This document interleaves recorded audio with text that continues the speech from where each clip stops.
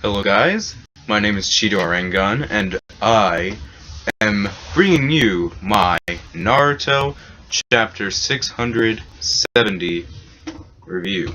Just gotta move back. Okay, let's see if I can remember this chapter right off the bat. So, as most of us predicted that Naruto would meet the Sage of Six Paths, because honestly, except the whole friendship thing and talk no jutsu, there's no other way to defeat Madara except for Naruto to get the Sage's power.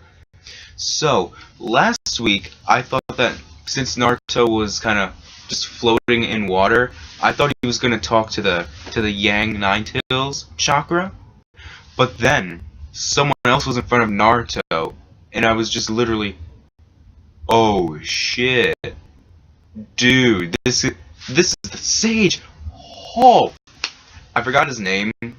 It wasn't Hagoromo. I forgot. I'm sorry. Just call him the Sage now. But holy crap! Now let's talk about the first 10 pages or so. 9 to 10 pages. There's nothing to go in depth about it. It was more so of an introduction, and there was a comedic side to it, while for a reader's standpoint, you could say that it's what just fell? Oh, sorry. For a reader's standpoint, you could say that it's unnecessary, but when you look at it in terms of plot, it is necessary because it was more of an introduction. So we just had the Sage speaking in complex vocabulary, and Naruto doesn't understand what the fuck's going on. I mean, come on, it's Naruto. At the end of the day, he's not that smart. Okay, so after that, we get a very interesting revelation. It doesn't really go into depth, but we do get some revelations here and there. Now, the Sage says that you are Ashura's, and Ashura is one of the Sage's sons. So we can assume that Naruto is not the reincarnation of the Sage, but he's the reincarnation of Ashura. Again, it's that whole, oh, you remind me, Naruto, you remind me of someone that I used to know. Like Tsunade thinks that reminds Naruto of her brother, and so on and so forth.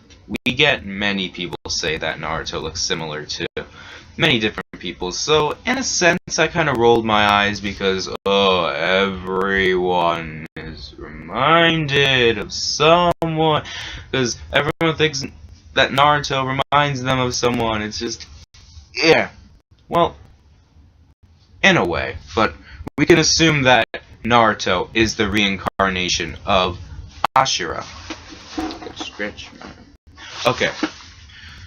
So, after that, we see a picture, or panel, rather, of the Sage's mother, and her name is Kaguya. Now, she looks very, monster, alien-like, and I thought that she had that form right after she ate the fruit. But did she have it before she ate the fruit from the sacred tree? Because if so, then yeah, because Naruto asks, where did your mother come from? And the Sage said, where she came from is not important right now. What do you mean that's not important? It's pretty damn important. So I just assumed that she gained that form right after she ate the fruit, but I don't think that's the case anymore. apparently that's not the case. I guess she had that form before. I still think that she got that form after, but being that the sage said it doesn't matter where she's from, she probably had it beforehand. I'm not too sure on that. So she gained the power from the sacred tree, which was ninjutsu, which the sage later named ninshui, ninshu or something. Not to be mistaken with ninjutsu, because ninshu is based on peace and just peaceful teachings, and ninjutsu is based off war. Now, we see that Kaguya, the sage's mother, had 2 children. So I was kind of surprised on that. I was thinking, wait, the sage had a brother? What? Who was the father? Was Kaguya asexual or something? I don't. Who knows? Maybe that's just me. And after Kaguya died, the incarnation of the tree appeared to be the Ten Tails.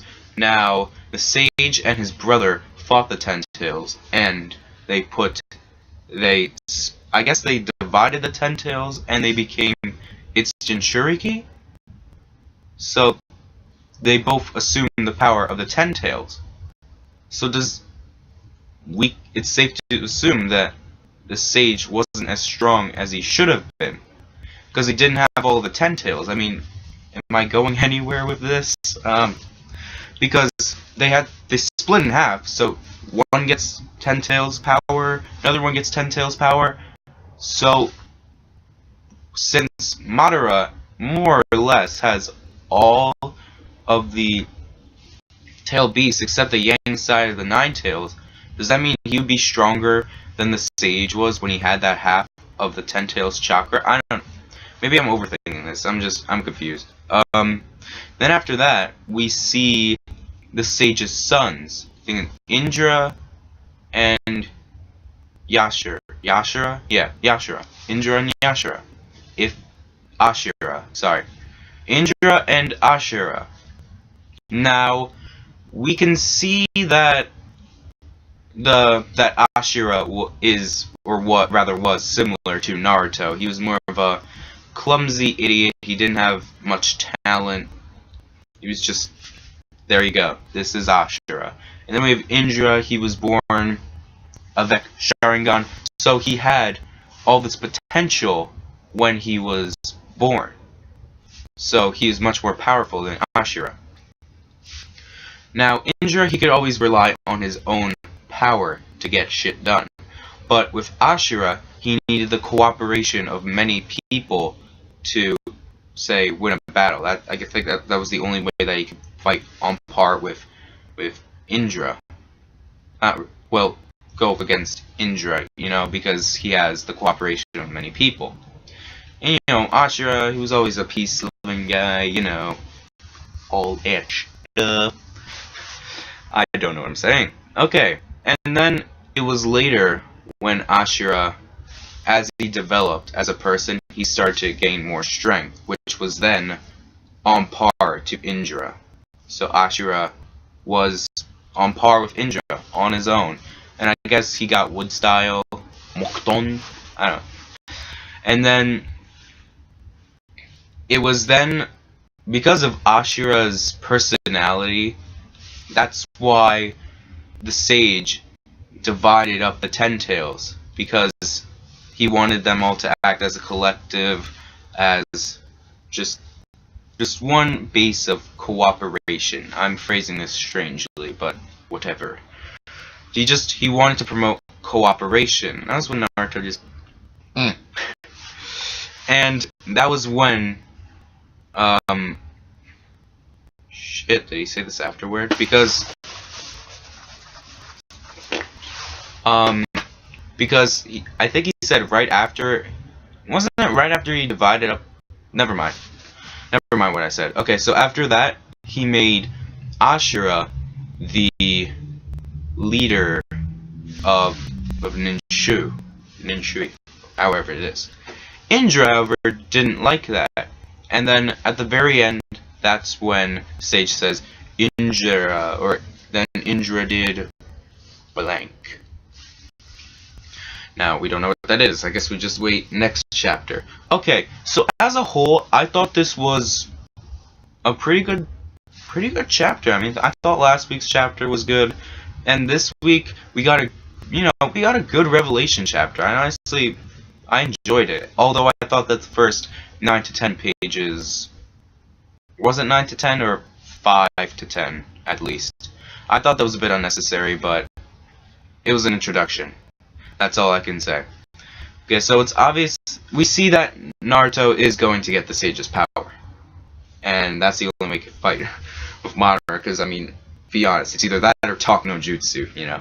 Okay, so that's all for this Naruto review. Get away, fly. Hope you guys liked it.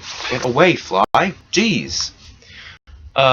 Thanks for watching. Leave your thoughts in the comments below, and I will see you later. Goodbye.